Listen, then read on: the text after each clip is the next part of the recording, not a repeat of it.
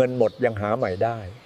แต่เวลากับอายุที่กำลังจะหมดไปหาใหม่ไม่ได้แล้วจงมีความสุขกับชีวิตที่เหลืออยู่ถ้าใจมันล้าโยมลองขอบคุณตัวเองเงียบๆว่าเราเก่งแล้วนะที่ยังอยู่ถึงตรงนี้ได้โยมเมื่อมีวาสนาต่อสิ่งใด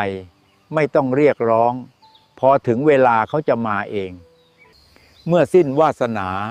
ถึงเวลาก็ต้องจากกันไม่มีสิ่งใดรั้งไว้ได้เลย